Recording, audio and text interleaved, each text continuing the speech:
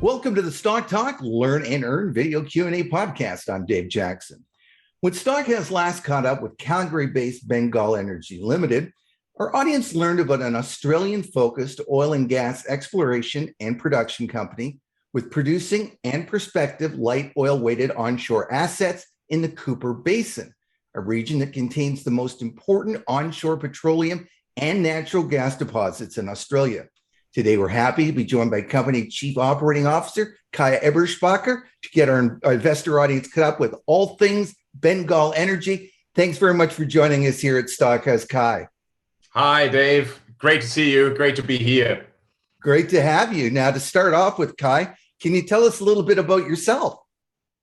Yeah, Dave, I've got an upstream background. I worked for a number of operators and advisories over the years in various international locations in on and offshore basins. And my focus normally has been around project outcomes and production engineering.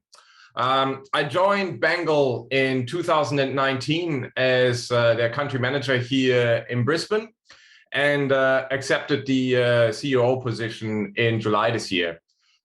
So what I'm doing now really is working closely with the guys back in the Calgary office and really establish the operator footprint for us here. Well, congratulations on the appointment, Kai. Now, can you update our investor audience and your Bengal Energy shareholders on any new company developments, especially in the wake of COVID-19?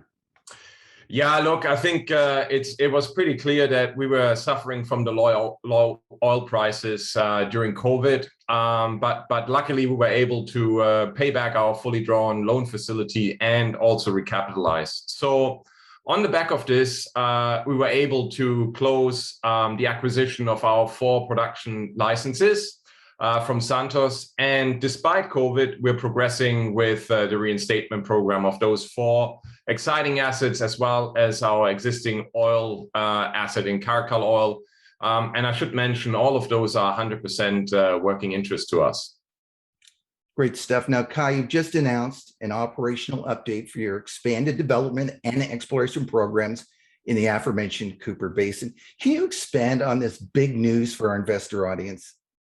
Yeah, look, that's pretty exciting for us and especially for me. We've appointed our main contractors and really they work like departments for us. So we've got drilling and completions, we've got facilities, construction and operations and maintenance. Additionally, as a governance framework, we have to make sure that we demonstrate regulatory compliance, as well as establishing the links with our landholders and traditional owners. So that's the second step. And then in terms of deliverables, we're really working through the engineering design for kickstarting our gas production, as well as our oil production by utilizing our new Roadrunner, which is a second-hand trailer-mounted bean pump and not the bird running away from the coyote. Well put. Now, Kai, you've recently reported that the company will be commencing high-impact drilling at 2 of your wells in the region over the next couple of months. This may be news to many investors. Can you unpack the benefits of it? Yeah, look, those are 2 really, really exciting developments and wells. So let me start with the first one. It's called Lekbar, and that's a farm-in on our gas exploration acreage, ADP 934, in the southern portion. And that well is a really well-defined prospect that is in a continuation of a trend from the south of our tenement. Both Santos and Beach have enjoyed 100% exploration success in there. So we're very excited to have this well being spotted later in October. The second opportunity is an oil opportunity, which is directly adjacent to the highly productive Cook field. This could also provide a new pool for our Santos-led JV and become a really important oil resource for us.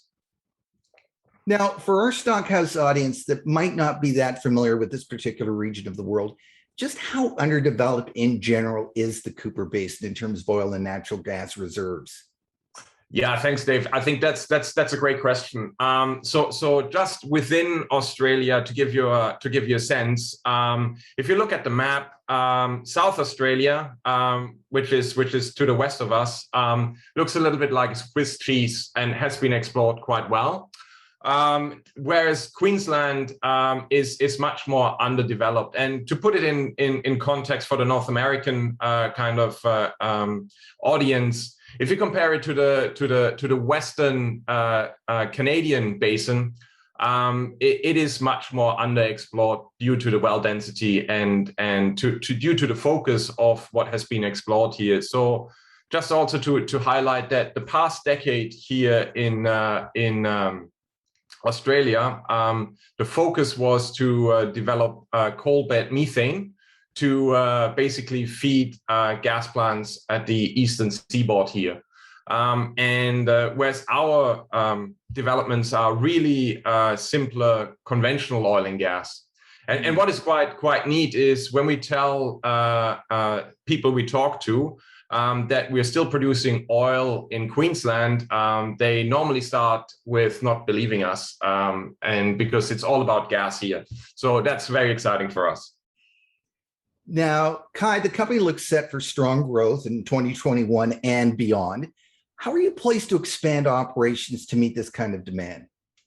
Yeah, that's another good question. Look, as I said to you, our contractors, they're very established and quite flexible. So we've got 5 engineering, Agrovirus and Engage, all of which have worked in the basin and with other operators for many years. And they all have capacity to support our growth.